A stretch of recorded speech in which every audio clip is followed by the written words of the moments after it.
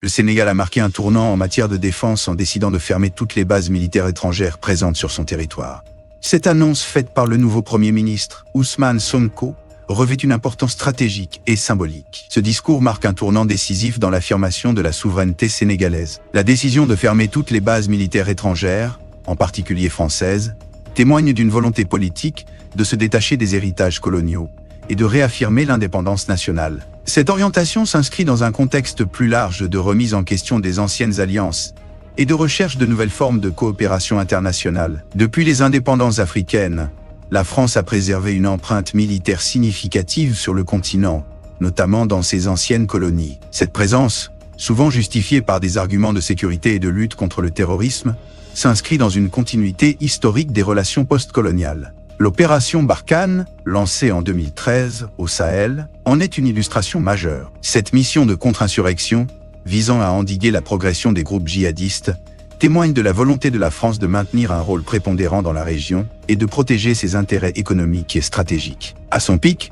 l'opération Barkhane a mobilisé plus de 5000 soldats français sur un vaste théâtre d'opérations, s'étendant du Mali au Tchad. Cette présence militaire massive, initialement présentée comme une réponse à la montée de l'extrémisme islamiste, a rapidement suscité des controverses. Nombreux sont les Africains qui y voient une forme de néocolonialisme, accusant la France de poursuivre des objectifs économiques et stratégiques, notamment en matière de contrôle des ressources naturelles, au détriment des intérêts des populations locales. Le ressentiment envers la présence militaire française s'est progressivement accru dans la région du Sahel, où les populations locales accusent les forces françaises d'aggraver les problèmes d'insécurité et de pauvreté. Ces critiques ont alimenté un sentiment anti-français de plus en plus répandu, conduisant à une opposition virulente à l'intervention militaire. Le coup d'État de mai 2021 au Mali, mené par Assimi Goïta, a marqué un tournant majeur dans ces relations tendues, symbolisant le rejet par une partie de la population des solutions imposées de l'extérieur. Le nouveau régime malien a rapidement affiché sa volonté de rompre avec la France, en ordonnant le départ de ses forces armées. Cette décision, saluée par une grande partie de la population, a eu des répercussions importantes sur la scène internationale et a reconfiguré les équilibres géopolitiques dans la région du Sahel. Le retrait français, qui s'est concrétisé en 2022, a marqué la fin d'une longue période de coopération militaire et a ouvert une nouvelle ère pour le Mali. Le départ de la France du Mali a ouvert une brèche, exploitée par d'autres États africains, désireux de renforcer leur autonomie et de diversifier leurs partenariats. Ces pays, souvent confrontés à des défis sécuritaires et économiques, ont cherché à s'affranchir d'une dépendance trop forte vis-à-vis de l'ancienne puissance coloniale. La République centrafricaine, comme d'autres nations africaines, a ainsi choisi de prendre ses distances avec la France. La République centrafricaine, sous la présidence de Faustin-Archange Touadéra, a progressivement renforcé ses liens avec la Russie, notamment en s'alliant avec le groupe Wagner. Cette orientation a conduit à un refroidissement des relations avec la France et à un retrait progressif des forces françaises du territoire. Le Burkina Faso et le Niger, quant à eux, ont suivi une trajectoire similaire en mettant fin à leur coopération militaire avec la France et en expulsant les forces françaises de leur base. Ces décisions s'inscrivent dans un contexte de réorientation géopolitique marqué par une volonté de diversifier les partenariats et de réduire la dépendance vis-à-vis des anciennes puissances coloniales. Le retrait français du Tchad marque un tournant majeur dans l'histoire des relations franco-africaines. Considéré pendant des décennies comme un pilier de la présence militaire française au Sahel, le Tchad a brusquement mis fin à cette coopération. En décidant de fermer toutes les bases militaires françaises sur son territoire, N'Djamena a envoyé un signal fort, indiquant que les priorités sécuritaires et les aspirations à l'autonomie du pays avaient changé. La décision du Sénégal de fermer ses bases militaires françaises s'inscrit dans un contexte de réévaluation des partenariats internationaux et d'une volonté croissante de nombreux pays africains de renforcer leur autonomie. Les autorités sénégalaises ont souligné que cette décision répond à une aspiration profonde à la souveraineté et à une nécessité de repenser les modalités de la coopération militaire pour mieux répondre aux défis sécuritaires auxquels le pays est confronté. Le départ des forces françaises du Sénégal s'inscrit dans un contexte régional marqué par une profonde remise en question des relations postcoloniales. En décidant de mettre fin à cette coopération militaire, le président Diomaye Faye a rejoint un mouvement plus large en Afrique, où de nombreux pays cherchent à renforcer leur autonomie et à diversifier leurs partenariats. Cette décision est également motivée par la volonté du Sénégal d'assumer seul la responsabilité de sa sécurité et de développer ses propres capacités militaires. Ousmane Sonko, l'actuel Premier ministre, a toujours été un fervent critique de l'influence française en Afrique, même avant son entrée en fonction. Ses discours passionnés ont résonné auprès d'un nombre croissant d'Africains, qui se sentent déçus et exploités par des décennies d'ingérence française perçue. Sonko a notamment prononcé un discours mémorable avant de devenir Premier ministre, qui a attiré l'attention mondiale pour sa dénonciation sans équivoque des pratiques néocoloniales de la France. Ce discours a été perçu comme un appel à l'indépendance économique et à la souveraineté africaine, valeurs qui sont au cœur de sa vision politique. Il est important de noter que Sonko a également été un critique virulent du gouvernement sénégalais qu'il accuse de corruption et de mauvaise gestion.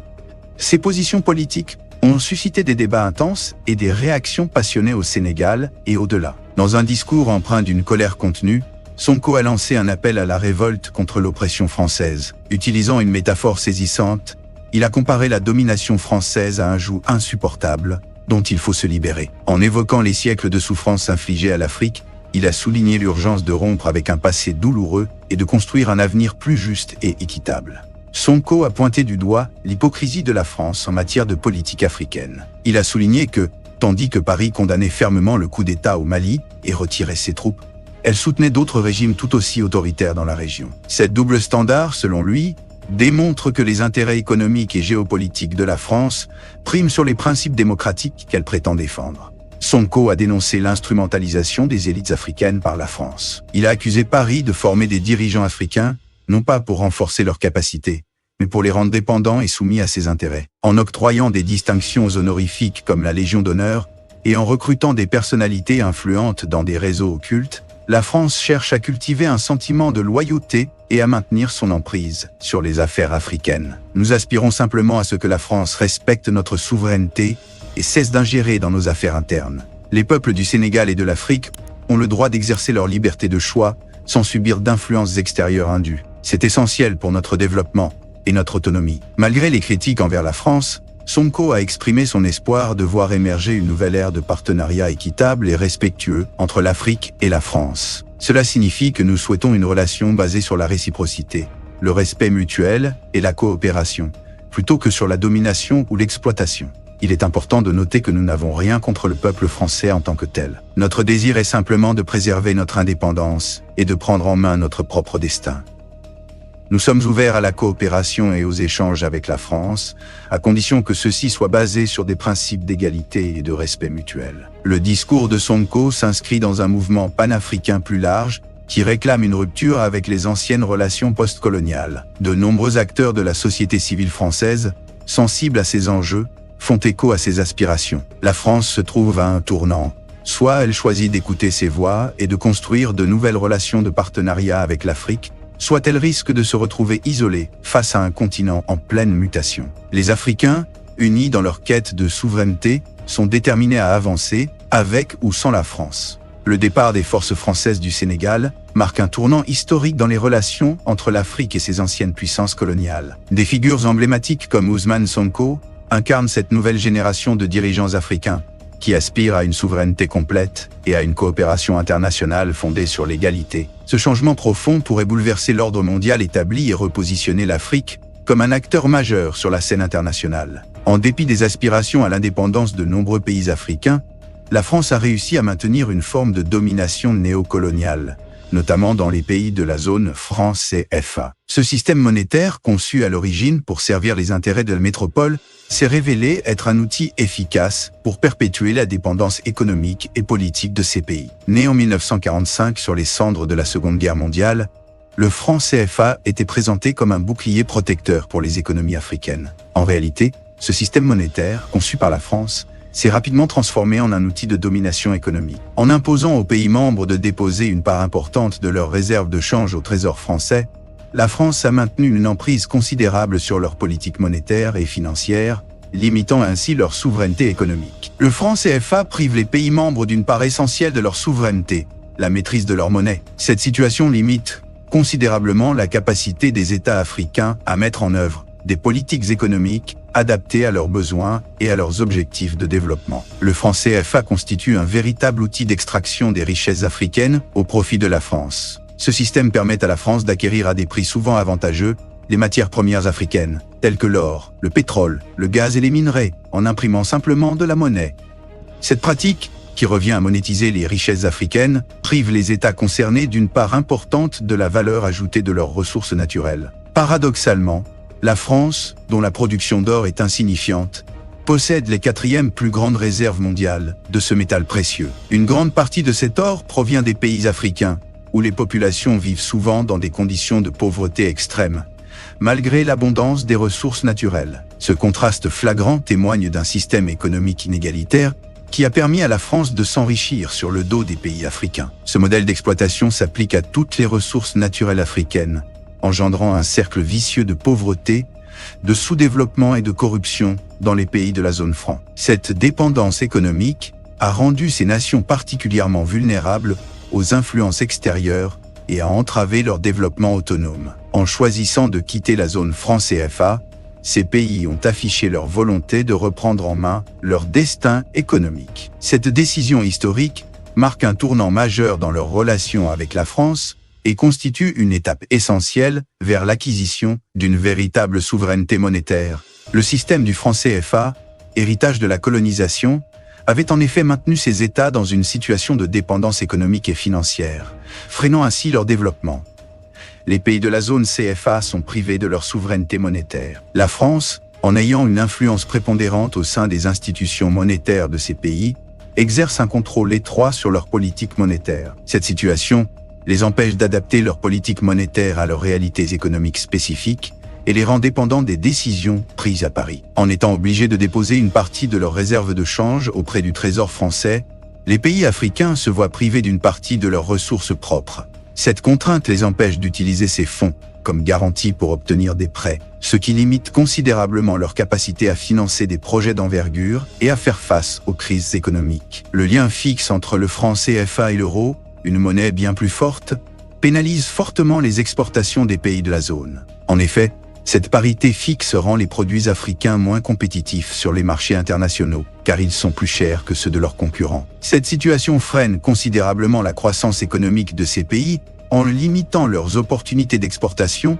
et en décourage les investissements étrangers. Les richesses naturelles de ces pays, telles que l'or, l'uranium, indispensables à l'industrie nucléaire française, et le pétrole, sont exploitées à des conditions inéquitablement favorables aux puissances étrangères. Les populations locales ne bénéficient que marginalement de ces ressources, malgré leur rôle central dans l'économie mondiale. C'est pourquoi ces États ont décidé de rompre avec le système du franc CFA, un héritage colonial qui les privait de leur souveraineté monétaire. En se dotant d'une politique monétaire indépendante, ils espèrent enfin pouvoir orienter leur développement économique en fonction de leurs propres besoins et priorités. En reprenant le contrôle de leur politique monétaire, ces pays acquièrent la flexibilité nécessaire pour adapter leurs instruments économiques à leurs réalités spécifiques. Ils peuvent ainsi mettre en œuvre des mesures ciblées pour lutter contre l'inflation, soutenir les industries locales naissantes ou encore amortir les chocs économiques.